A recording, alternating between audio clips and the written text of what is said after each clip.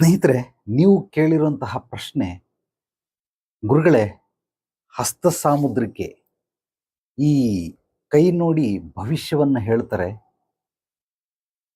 ಇದು ಯಾವ ರೀತಿ ನಿಜ, ಯಾವ ರೀತಿ ಸುಳ್ಳು, ಇದನ್ನ ನಂಬಬಹುದಾ ಅಥವಾ ನಂಬಬಾರದಾ?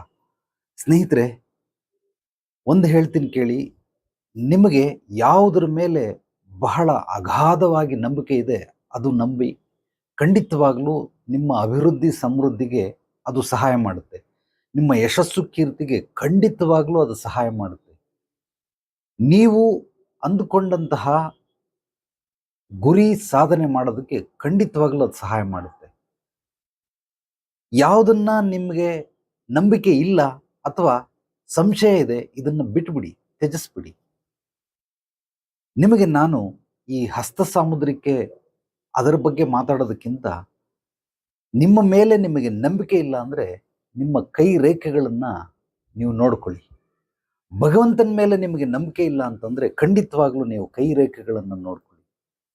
ಯಾವ್ಯಾವ ರೇಖೆ ಎಷ್ಟೆಷ್ಟು ಪ್ರಮಾಣದಲ್ಲಿ ಕ್ರಾಸ್ ಇದೆ, ಅದು ಯಾವುದು ಒಂದಕ್ಕೊಂದು ಸಂಧಿಸಿದೆ, ಎಲ್ಲಿ ಹೋಗಿ ಮುಟ್ಟಿದೆ, ಎಲ್ಲಿಂದ ಶುರುವಾಗಿದೆ, ಇದೆಲ್ಲವೂ ಕೂಡ ಯಾರಿಗೆ ರೆಕ್ಕೆ ಇದ್ದು ಕೂಡ ಹಾರೋದಕ್ಕೆ ಬರೋದಿಲ್ಲ. ಹಾರೋದನ್ನ ನಾನು ಕಲಿಬೇಕು, ಅಕಸ್ಮಾತ್ ನನಗೆ ರೆಕ್ಕೆ ಇದ್ರೂ ಕೊಂಬೆ ಮುರಿದೋದ್ರೆ ನಾನು ಅದರ ಜೊತೆಗೆ ಬಿದ್ದು ಸತ್ತೋಗ್ತೀನಿ ಅಂತ ಅನ್ಕೊಂಡಿರ್ತಾರೆ. ಇಂಥವ್ರು ಖಂಡಿತವಾಗ್ಲೂ ಕೈರೇಖೆಗಳನ್ನು ನೋಡಬಹುದು.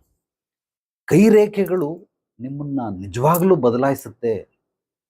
ಭಗವಂತನಿಗಿಂತನೂ, ನೀವು ಕಲ್ತ್ಕೊಂಡಿರೋಂತಹ ವಿದ್ಯೆಗಳು ಕಲೆಗಳಿಗಿಂತನೂ, ನಿಮ್ಮ ಪರಿಶ್ರಮಕ್ಕಿಂತನೂ, ಯಾರೋ ಹೇಳಿಕೊಟ್ಟಂತಹ ಅತ್ಯದ್ಭುತವಾದ ಮಾರ್ಗದರ್ಶನಕ್ಕಿಂತಲೂ ನಿಮ್ಮ ಕೈರೇಖೆಗಳು ಇದೆಲ್ಲವನ್ನ ಮೀರಿ ನಿಮಗೆ ಕೆಲಸಕ್ಕೆ ಬರ್ತವೆ ಅಂತಂದ್ರೆ ಖಂಡಿತವಾಗ್ಲೂ ನೀವು ಅದನ್ನ ಉಪಯೋಗಿಸ್ಕೊಳ್ಬಹುದು. 100% ಉಪಯೋಗಿಸ್ಕೊಳ್ಬಹುದು. ನಿಮಗೆ ಭಗವಂತನ ಮೇಲೆ ನಂಬಿಕೆ ಇಲ್ಲ, ನಿಮ್ಮ ಮೇಲೆ ನಿಮಗೆ ನಂಬಿಕೆ ಇಲ್ವಾ, ನಿಮ್ಮ ಕೆಲಸದ ಮೇಲೆ ನಿಮಗೆ ನಂಬಿಕೆ ಇಲ್ವಾ? ಹಸ್ತರೇಖೆಗಳು ಈ ನಂಬಿಕೆ ಎಲ್ಲವನ್ನ ತುಳಿದು ಅದು ರಾಜ್ಯಭಾರ ಆಡ್ತಾ ಇದೆ, ಸಾಮ್ರಾಜ್ಯವನ್ನ ನಡೆಸ್ತಾ ಇದೆ, ರುದ್ರತಾಂಡವ ಆಡ್ತಾ ಇದೆ ಅಂದ್ರೆ ಖಂಡಿತವಾಗ್ಲೂ ಭಗವಂತನಿಗಿಂತ ಹಸ್ತರೇಖೆಗಳನ್ನೇ ಪೂಜಿಸಬಹುದು.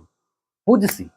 ನಿಮಗೆ ಯಾವುದರ ಮೇಲೆ ಅಧಿಕವಾಗಿ ನಂಬಿಕೆ ಇದೆಯೋ ಅದನ್ನು ನಂಬಿ. ಖಂಡಿತವಾಗ್ಲೂ ನಿಮ್ಮ ಜೀವನ ಸಾರ್ಥಕವಾಗುತ್ತೆ.